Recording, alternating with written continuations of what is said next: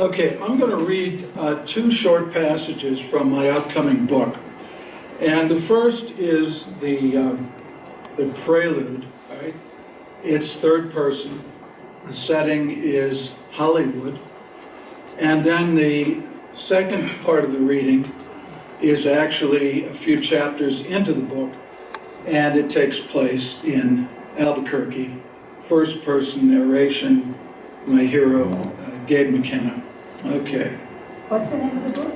It's called Cut, Print, Kill, all right? Luis Aponte slicked back his mane of jet black hair, glanced in the rearview mirror, and winked at what he saw. He wiped a donut crumb from the side of his mouth, rubbed some sanitizer into his hands. After a glance at his watch, he unlocked a briefcase that rested on the front passenger seat. Everything was in order. 9 cashier's checks from the cartel's bank in Macau, each for $500,000 and dated 1 month apart. A standard contract from Calidad Entertainment Limited of Mexico City. $250,000 in cash, 50 wrapped bundles of $100 bills, non-consecutive serial numbers. On top of it all, icing the cake, a black spit-shined 9mm Beretta, his only child. Los Angeles sweltered into the 4th week of an ungodly hot February. Jacaranda trees threatened to bloom weeks ahead of their time. Crowds of people waded into brackish water off the Santa Monica Pier. Tempers ran shorter than your average show business marriage. Just the day before, another road rage killing topped the headlines, the third one since Valentine's Day. Aponte stepped from his rental BMW M5, eyeing his surroundings with the reptilian smile of a confident killer. 11 Mexican men, 2 women, and a child had gone to their deaths at his hand. Yet his gun was still a virgin north of the border, a fact that gnawed at him on quiet, starless nights. He hadn't been to the States for more than a decade, long enough for one-time enemies to have forgotten him. Still, the boss told him to grow an itchy mustache and goatee to hide his identity. That only made the noonday sun hotter and Luis more irritable. But today would be lucky. He knew it the moment he snagged the last spot in the all-day parking lot.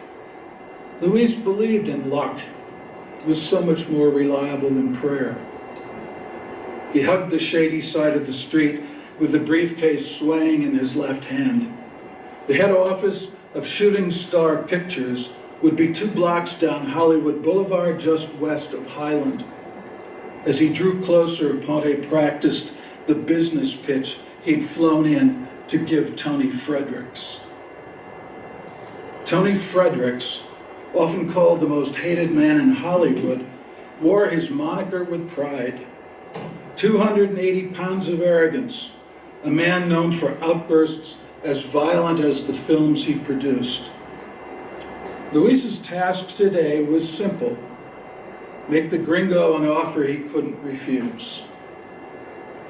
2 hours later, a smiling Luis Aponte walked out into mid-afternoon sunshine, his mission accomplished. Caramba! He loved cutting the big guys down to size. Tony Fredericks slumped forward at his desk and buried his head in massive hands. He rubbed his temple, his mind racing, a cunning old fox with one leg in a snare. A couple of deep breaths helped. This was not a time to panic. Certain aspects of Aponte's offer even sounded attractive. Making movies with no financial risk at all. A ready-made distribution network, creative control during production, and those nominal other services, money laundering that promised millions with little risk and plausible deniability for Shooting Star Pictures. Still, what he had not appreciated were Aponte's frequent references to the boss. No boss for Tony Fredericks, ever. He answered to no man. He sat upright and fumbled with the bundle Aponte had left on his desk. A test case, the man had called it. A movie script, but not just any script. The movie Aponte's boss wanted filmed right away. Knights of the Burning Sand. After a perfunctory look at the first few pages, Frederick shook his head and tossed the manuscript back on his desk. The industry had stopped making this kind of crap 40 years ago, and with good reason. He labored over to the wet bar, poured 2 inches of scotch, a spritz of soda, and slowly returned to his desk. The drink nursed him through more of the script, one swallow at a time. Aponte had said something about it being the boss's daughter's final project at UCLA Film School. Maybe it reeked of undergraduate self-assurance. Now, we go fast forward to Albuquerque. Our hero, Gabe McKenna, has suffered a terrible, tragic loss, family loss, death in the family, and he's overwhelmed with medical bills and psychiatric bills for his daughter. So he has to go out and get a job. And he sees this notice about the film, and he sent in an application to serve as historical consultant on the movie. And he gets called in to Tony Frederick's office. Tony Fredericks didn't just sit in the chair, he possessed it. Elbows jutting out over the Spanish carved arms, hands resting atop a mountain of flesh. Taking off tinted bifocals, he lit a cigar the size of a baby's arm. A steady, bejeweled hand set the lighter, shaped like a naked woman, back on his desktop. He blew it a kiss and returned the glasses to the tip of his nose, obscuring the deep crow's feet around his eyes. No amount of makeup could hide a bad case of rosacea. You are, he paused to read from the paper in front of him, Professor Gabriel McKenna? Yes, I am. I looked away and read the framed motto on the wall behind his head. Keep your friends close and your enemies closer. A blue silk shirt lay unbuttoned halfway down his chest. Gray hair curled its way out like a nest of newly hatched snakes. A heavy gold chain around his neck looked faintly green as 10 o'clock sunshine flooded the office. He glanced up from the paper. And you're interested in serving as historical consultant on my upcoming film. I'm a retired history professor and authority on early Spanish exploration of the Southwest. I think it might work. Work? He pointed a finger in my direction. The difference between the doers and the dreamers. He finger-snapped a command to a young man who stood at a fully equipped wet bar to my right. The white-coated houseboy edged over to Frederick's desk like an abused dog approaching its master. Tell Yanni what you want to drink. I have everything. I glanced at my watch. Ginger ale, thanks. The man across the desk winced at my choice of beverage. Yanni bowed and scurried to the bar. I decided to split when my glass was empty. I'll give you 1 minute to sell yourself. Nurse the drink as long as you want after that, but then take it outside, he said. I stood and dusted off my jacket. Nobody talks to me that way. Forget it. I needed a job. I didn't need this. He erupted in laughter that kept going until the whole desk shook. Nobody talks to me that way either. He pointed to my chair and then glanced at the end of his cigar. Please, sit down. You got balls, Professor. So do I. You gotta have a good pair in this business. He picked up the little naked lady and relit. I assume you've heard about me. My eyes burned, perhaps an allergy to Hollywood egos. Your name is Tony Fredericks, probably has been for much of your adult life. You make movies that make money. He wagged an index finger at me. Lots of money. Lots of money. The houseboy appeared at my elbow and handed me a tall glass of ice and ginger ale. I pay well, too, he said. That's important to some people. I stifled a yawn and downed half my drink. Look, Mr. Fredericks, I came here because I heard you were making a movie set in 16th century New Mexico. I happen to be an authority on pre-Columbian American history. I thought you might want someone to see that your film is historically accurate. Guess I was mistaken. I took another sip. The tingle of carbonation stayed in my throat.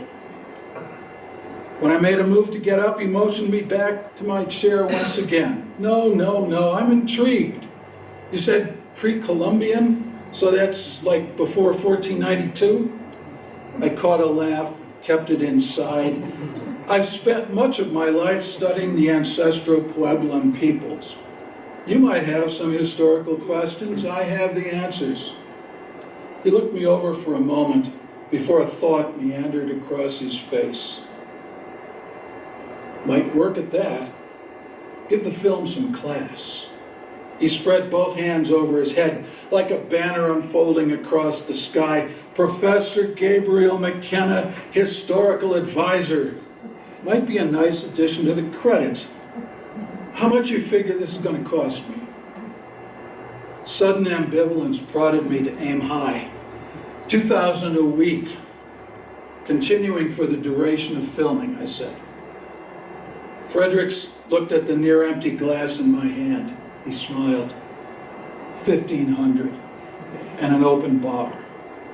It's a deal. If I didn't stay on the wagon, this could cost him a lot more than he realized. Someone pounded on the office door. Fredericks roared back, "Come!" I turned. A man burst into the room, balding, ponytailed, denim top to bottom. He looked like he'd smoked too much dope back in the day. His clenched fist held a balled-up evening dress.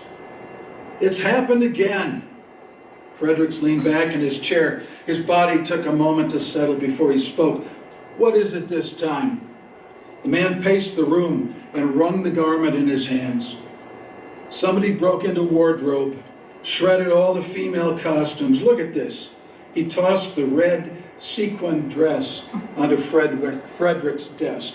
I strained to imagine such an outfit on a 16th century Spanish frontier woman. Damn it!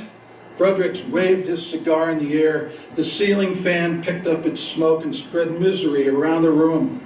How the hell am I supposed to make Knights of the Burning Sand when I'm sabotaged at every turn? Then he remembered I was there. "McKenna, this is Godfrey Danielle, my director." I stood and extended a hand. "Nice to meet you." "Yeah." Danielle kept his distance. "Tony, you've got to get better security. What if Simone were to see this?" He pointed to the shredded costume. Fredericks chewed his cigar for a couple of seconds, and he turned to me. "Our business is done, Professor. If I decide to take you on, I'll have my people mail you a contract. You can leave the glass at the bar on your way out." Ordinarily, I punch back when somebody gives me the brush. This time, I was more than happy to leave. Hooray for Hollywood. Okay.